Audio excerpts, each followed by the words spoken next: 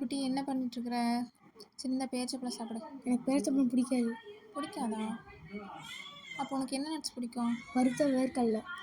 வறுத்த வேர்க்கடலையா? உங்கள் வீட்டு குட்டீஸும் இப்படி தான் சில பொருளை கையிலேயே தொட மாட்டேங்கிறாங்களா? வாங்க, பழைய ட்ரிக்கு தான், ஆனால் கண்டிப்பாக ஒர்க் அவுட் ஆகும். ஒளிச்சு வச்சு கொடுக்கறது தாங்க. இதுக்கு 1 கப் பேரிச்சம்பழத்தை தனியாக அரைச்சி எடுத்து வச்சுட்டு அதுலேயே 2 கப் அளவுக்கு வேர்க்கடலையை வறுத்து தோல் நீக்கி எடுத்து வச்சுக்கலாம். அடுப்பில் கடாய் வச்சு 1/4 கப் அளவுக்கு வெல்லம் அல்லது நாட்டு சக்கரை சேர்த்து தண்ணி ஊற்றி கொதிக்க வச்சுக்கலாம். இப்போ தண்ணி கொதிச்சதும் அதை வடித்து தூசி நீக்கிட்டு அதே கடாயில் திரும்ப ஊற்றி நல்லா கொதிக்க வச்சுக்கலாம். பாவு பதம் வரத்துக்கு முன்னாடி நம்ம அரைச்ச பேரிச்சம்பழம் விழுதை அதுக்குள்ளே கொட்டி கலக்கி கொதிக்க வச்சுக்கலாம்.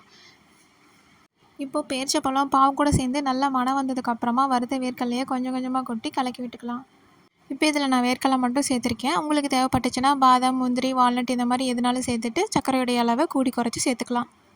இப்போ இந்த பதம் வந்தோடனே ஸ்டவ்வை ஆஃப் பண்ணிவிட்டு இப்போ ஒரு பிளேட்டில் தேங்காய் எண்ணெய் அல்லது கடலெண்ணெய் இதை 4 சொட்டு விட்டு பிளேட்டை நல்லா ஸ்ப்ரெட் பண்ணிக்கோங்க. இப்போ நம்ம கலந்து வச்ச வேர்க்கடலை எடுத்து பிளேட்டில் கொட்டி ஸ்ப்ரெட் பண்ணிக்கலாம்.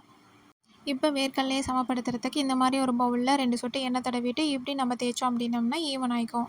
இப்படி செஞ்சுட்டு குட்டீஸ்க்கு கொடுத்து பாருங்கள். பேரிச்சம்பழம் உள்ளே போகிறதும் தெரியாது, நட்ஸ் உள்ளே போகிறதும் தெரியாது. கட் பண்ணி எடுத்தால் வேர்க்கடலை பர்ஃபி ரெடி. அதுவே உருண்டை பிடிச்சோம்னா வேர்க்கடலை மிட்டாய் ரெடி. இந்த மாதிரி இன்ட்ரெஸ்டான ரெசிபீஸ்க்கு நம்ம சேனலை சப்ஸ்கிரைப் பண்ணிக்கோங்க. தேங்க்யூ.